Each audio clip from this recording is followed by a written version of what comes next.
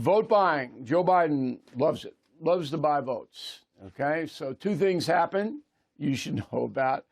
First is that the Biden administration is going to release 1 million barrels of gasoline from the Federal Reserve, okay, to bring prices down in the Northeast. And so 42 million gallons of gas going to be released from the Federal Reserve to drive those oil prices in the Northeast down, to buy votes, because they're getting worried.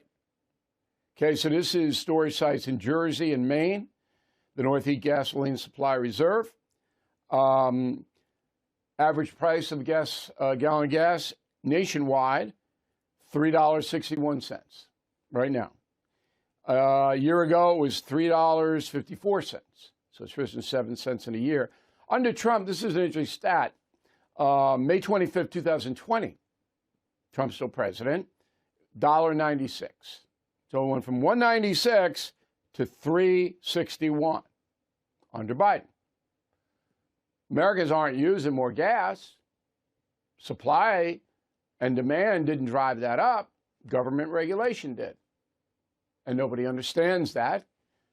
But make it harder to refine oil, to pump for oil, to transport oil, as Biden has done across the board, price is going to go up. Simple man, simple analysis. Okay, then in conjunction with the oil, and remember, the U.S. government has to buy that oil back and put it in reserves. So it releases the oil, but then has to buy oil to refill it. That's taxpayer money. Okay. So Biden announces that 7.7 additional, 7.7 billion student loans are going to be forgiven. This brings it up to a whopping $167 billion in student loans that President Biden has forgiven.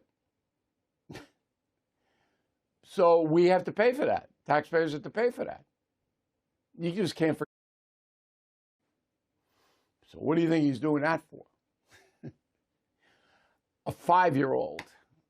I should have booked the 5-year-old to tell me. So the Democrats want to take the open border off the table. They want to do away with that issue because they get killed on it. So they're going to put another bill for it. So we're trying to solve it, and the Republicans aren't. Okay. Now, I read the last bill, and I wouldn't have voted for it. It's not going to do anything. Spent more money, a lot more money, but Biden still wants $6 million a day, $7 million a day. Okay, that's right. Yeah, come on. I don't know what this bill says, but not one Republican is going to vote for it. Why? Remember when I analyzed Nancy Pelosi when she was Speaker of the House and how she handled everybody? She basically told all the Congress people on the Democratic side, if you don't vote the way I tell you to vote, we cut off all your money and we primary you. Remember, they run every 2 years. So they constantly, the Congress people that want to get reelected, they need money from the Democratic Party, the DNC. Pelosi goes, you vote against us, not getting any money. And we're going to throw somebody up in your district, try to take your job away.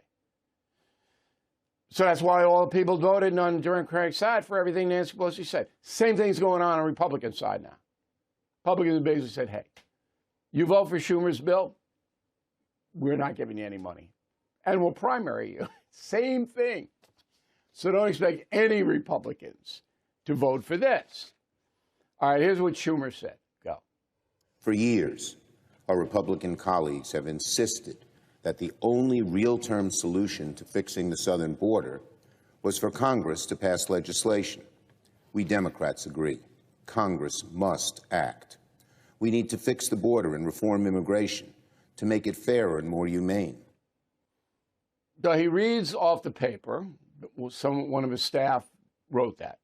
So the obvious question is, well, what do you mean we need to reform immigration? What have you been doing for the last 3.5 years? What took you so long? And now you want to take the issue off the table because you got an election coming up? Even if it's the greatest bill in the world, which it won't be,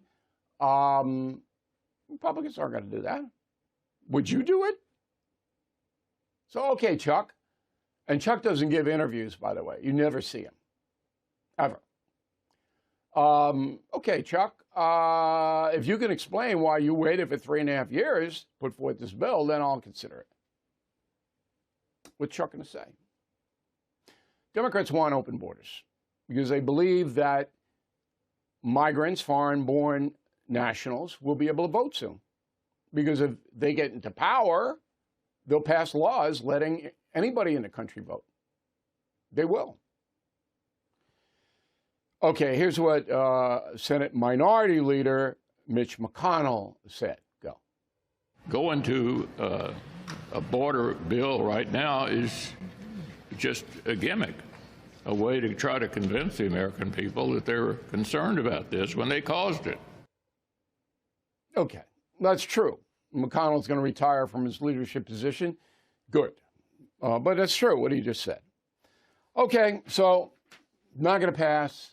Then the Democrats are going to go around, oh, we had a great bill, but the Republicans wouldn't vote for it. You know what the game is.